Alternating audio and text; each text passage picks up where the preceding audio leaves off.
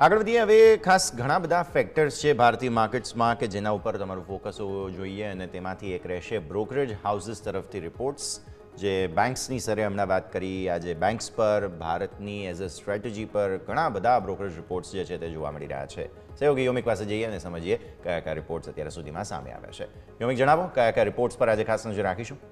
Yes આજે ઘણા બધા બ્રોકરેજ હાઉસ તરફથી આપણને અહીંથી અપડેટ આપવામાં આવે છે તો જેની શરૂઆત આપણે કરીશું ઇન્ડિયા ઉપરથી કારણ કે જેફરીઝ છે કે જે હવે ઇન્ડિયા ઉપર પોઝિટિવ થઈ રહ્યા છે એમનું કહેવું છે કે હવે જે અંડર પરફોર્મન્સનું જે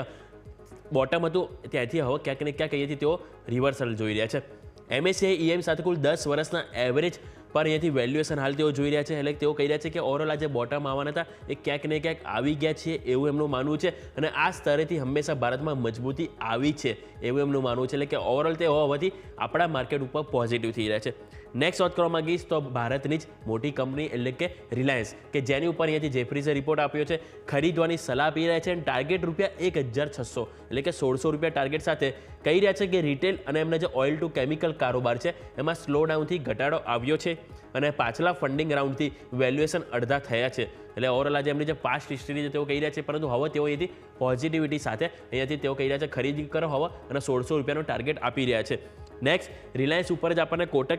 ઇન્વેસ્ટમેન્ટ ઇક્વિટીઝ તરફથી પણ રિપોર્ટ આવે છે હવે તેઓ કહી રહ્યા છે કે અહીંયાથી ખરીદી કરો અહીંયા પણ ટાર્ગેટ તેઓ ₹1400 આપી રહ્યા છે એમનું કહેવું છે કે શેર એક વર્ષમાં 22% ઘટી ગયો છે વેલ્યુએશન અત્યારે આકર્ષિત છે અને સાથે એમનું કહેવું છે કે રિસ્ક રિવોર્ડ હાલના સ્તરે બેટર છે અને તેઓ કહી રહ્યા છે કે નવા આઈપીઓથી શેરના ભાવ પણ અહીંયાથી વધતા જોવા મળશે એટલે કે કંપનીની જે ઓલરેડી જે ટેલિકોમ બિઝનેસનો જે આઈપીઓની જે તૈયારી ચાલી રહી છે એનાથી ક્યાંક ને ક્યાંક તેઓ પોઝિટિવ જઈ રહ્યા છે અને ₹1400નો ટાર્ગેટ તેઓ આપી રહ્યા છે હવે આપણા બેન્કિંગ સેક્ટર ઉપર નજર કરીએ તો બેન્કિંગ સેક્ટર ઉપર આપણને મોર્ગન સ્ટેનલી તરફથી રિપોર્ટ આપવામાં આવ્યો છે મોર્ગન સ્ટેનલી કહી રહ્યા છે કે જે લિક્વિડિટીનો જે સુધારો અને સાથે જે નિયમોમાં સરળતા એ ક્યાંક ને ક્યાંક પોઝિટિવ જોઈ રહ્યા છે જેના કારણે તેઓ ICICI Kotak bank HDFC bank અને એક્સિસ બેંક ખરીદી કરવાની પસંદ છે એટલે કે મેઇન જે પ્રાઇવેટ બેંક છે 4 મોટી દિગ્ગજ એની ઉપર તેઓ ખરીદીની સલાહ આપી રહ્યા છે અને સાથે તેઓ કહી રહ્યા છે કે નકારાત્મક સ્પર્ધાને અહીંયા ક્યાંક ને ક્યાંક અહીંયાથી અસર થઈ શકે છે સ્પર્ધાની પરંતુ ખાનગી બેંક તેમને વધુ પસંદ છે આ વાતથી આપણે બેન્કિંગની નેક્સ્ટ આપણે વાત કરીશું તો એચએસબીસી તરફથી ટેલિકોમ સેક્ટર ઉપર રિપોર્ટ આપવામાં આવ્યો છે તેઓ કહી રહ્યા છે કે ભારતીય એરટેલ ખરીદી કરો અને ટાર્ગેટ ₹1985 રાખો વોડાફોન આઈડિયા વેચો અને તે ઘટાડીને તેઓ લક્ષ્યાંક તેઓ ₹6.50 કર્યો છે એટલે આ વાતથી ટેલિકોમની નેક્સ્ટ વાત કરીશું તો સન ફાર્મા ઉપર એચએસબીસી તરફથી રિપોર્ટ આવ્યો છે તેઓ કહી રહ્યા છે કે અહીંયા ખરીદી કરવાની અહીંયા પણ સલાહ આપવામાં આવી છે ટાર્ગેટ અહીંયાથી તેઓ ઘટાડ્યા છે પહેલાં તેઓ ટાર્ગેટ 2280 આપ્યા હતા જે ઘટાડીને હવે તેઓ અહીંયાથી ફાર્મા ઉપર ટાર્ગેટ ₹2000 આપી રહ્યા છે અને સાથે તેઓ કહી રહ્યા છે કે જે સેલ્સ ટ્રેન્ડ છે એ અહીંયાથી સારા છે અને ગ્રોથ ટકી રહેશે એવું એમનું માનવું છે અને કે જે એમને કહેવું છે કે જે લેક્સેલ્વી જે દવા લોન્ચ ક્યારે થશે તે પણ ખાસ કરીને જોવાનું રહેશે પરંતુ એઝ ઓફ નાઉ તેઓ પોઝિટિવ છે અને એથી તેઓ કહી રહ્યા છે કે સન ફાર્મા ઉપર ખરીદી કરવાની સલાહ આપી રહ્યા છે હવે બીજું વાત કરવા માંગીશ તો તમારે હોવું જોઈએ રડાય પર એ પીએફસી આરઈસી જે છેલ્લા ઓવરઓલ આપણે જોઈએ તો આખું વીક આપણના સારા એવા બઝિંગમાં જોવા મળે છે ઘણા બ્રોકરેજ હાઉસ આવે છે હવે જોઈએ તો મેક્વારી પણ રિપોર્ટ આપ્યો છે તેઓ પણ આઉટ પરફોર્મ રેટિંગ આપી રહ્યા છે એટલે એવો પોઝિટિવ છે અને તેઓ કહી રહ્યા છે કે આરઈસી ઉપર લક્ષ્યાંક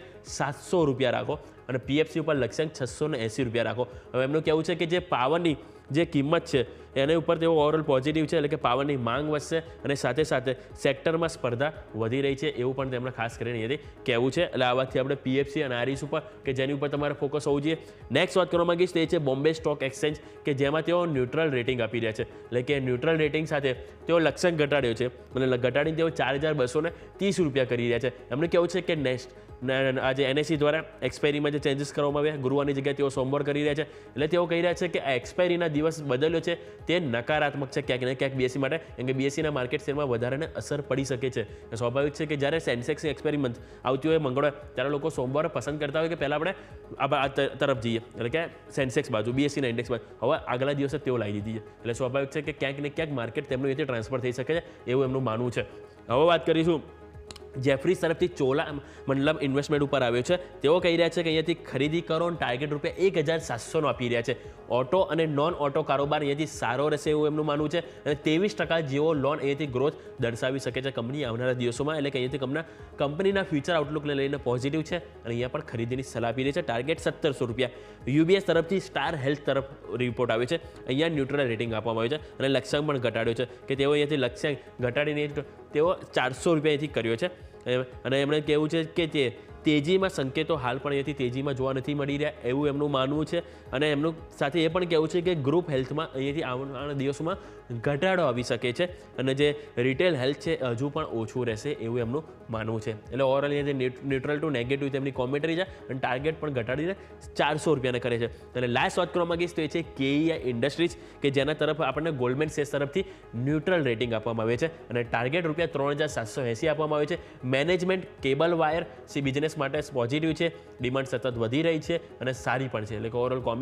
કોમેન્ટરી તો પોઝિટિવ છે પરંતુ રેટિંગ તેઓ ન્યુટ્રલ આપે છે અને ટાર્ગેટ રૂપિયાથી તેઓ 3780 આપી રહ્યા છે. એટલે ઓવરઓલ ઘણા બધા સ્ટોક છે કે જેમાં આપણે જોયું કે મોટાભાગના બ્રોકરેજ હાઉસ અહીંયાથી બાયની સલાહ આપી રહી છે તો ક્યાંક આપણને ન્યુટ્રલ છે પરંતુ નેગેટિવ ટ્રેન્ડ અત્યારે હાલ આપણને જોવા નથી મળી રહ્યો. પરંતુ આ બધા સ્ટોક છે કે જેની ઉપર આજે આપણને માર્કેટ રિએક્ટ કરતું જોવા મળશે. યસ, ઓકે, તો આ બધા જ સંકેતો પર નજર રાખીશું. આવો હવે માર્કેટ સેટલ